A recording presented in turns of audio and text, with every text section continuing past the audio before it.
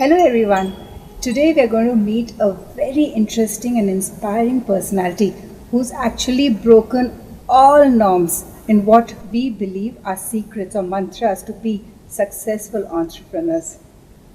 He believes that you do not have to have big fancy MBA degrees from fancy Ivy League colleges to be a successful entrepreneur. He feels that it's okay if you do not have a big capital or you do not belong to a very rich family. In fact, he feels that being poor is one of the secrets to be a successful entrepreneur. Apart from hard work, discipline is something else which motivates this man. I'm sure you're going to find it extremely inspiring. A poor boy from a remote village very close to Coimbatore, born to a farmer and a mother who's been a homemaker, who's not had actually big inspirational dreams to become a great person. But then he told himself that he had to educate himself. His father was not very keen that he should study. What motivated this man to study? What motivated him to actually get a lovely governmental job, become a gazetted officer, leave everything to start his business?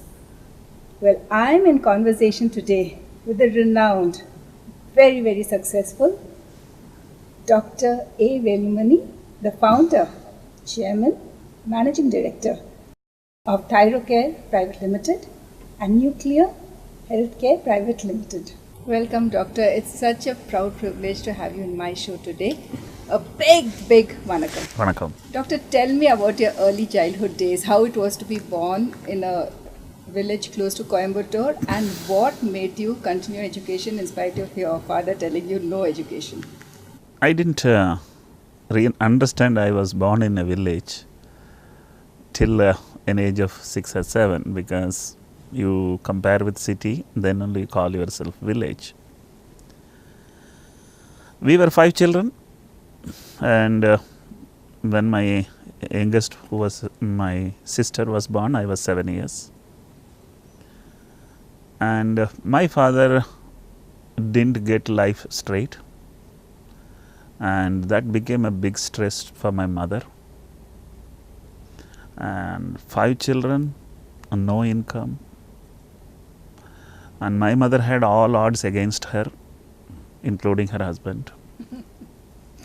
So she had to truly patiently persuade her life, and she had 2 buffaloes.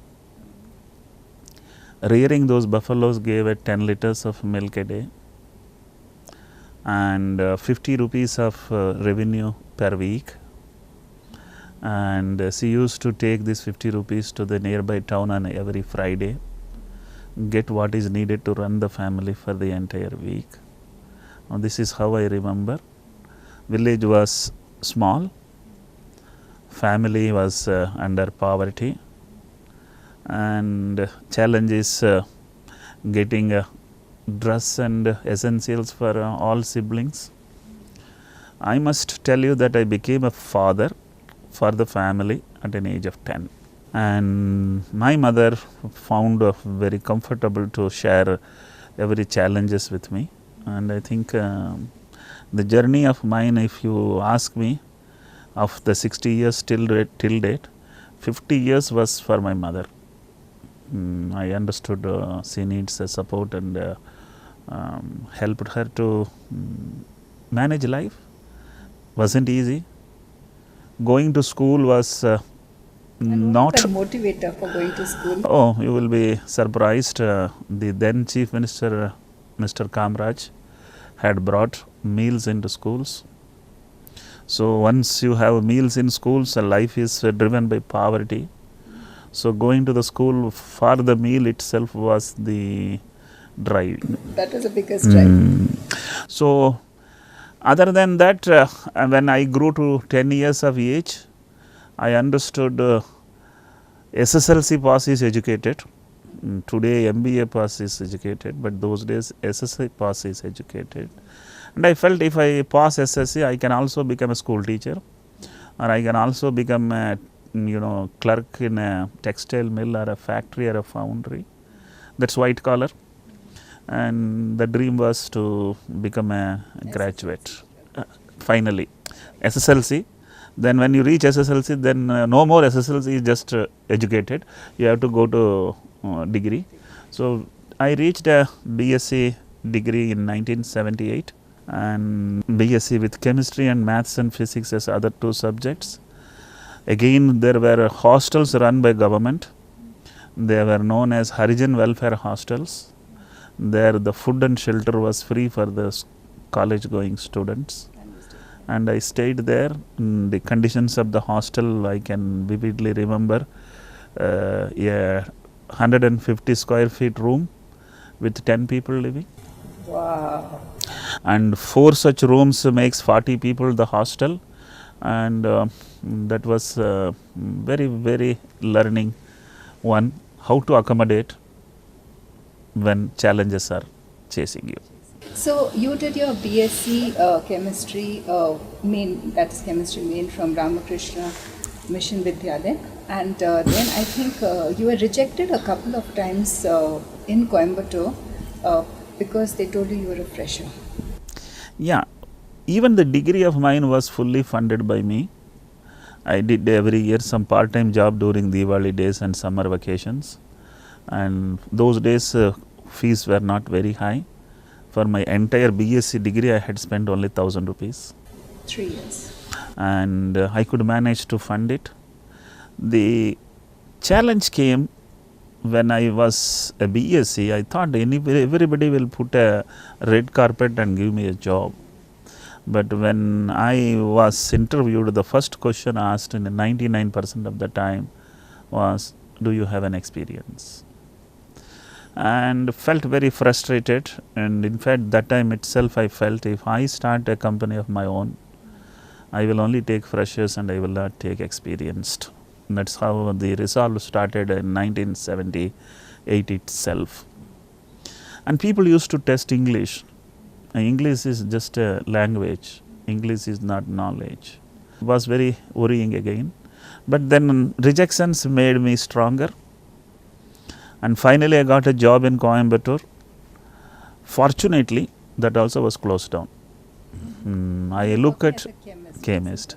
So, if you ask me, fortunately, from a village, fortunately, poverty driven, fortunately, no one gave a job. Finally, the job which I got also was closed down.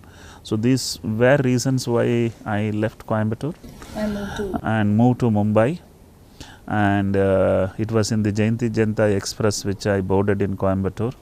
It was a 35 hours of journey. I remember 24 hours I must have cried because leaving my mother with remaining children and moving away. See, these days Bombay is close by because a lot of connectivities are there, telecom as well as moving up and down. Those days it looked that I am leaving her for all, once for all. So I was a bit emotionally disturbed and reached Mumbai. There was no one to receive in the railway station, and I didn't have a credit card to check in, nor I had a purse to keep a credit card.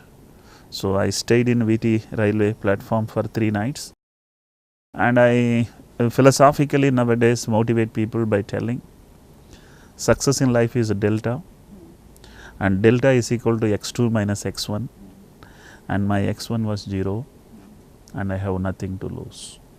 So when I start my journey in Mumbai from VT railway platform, my x1 again is 0, and it remained 0 literally for 24 years of my age.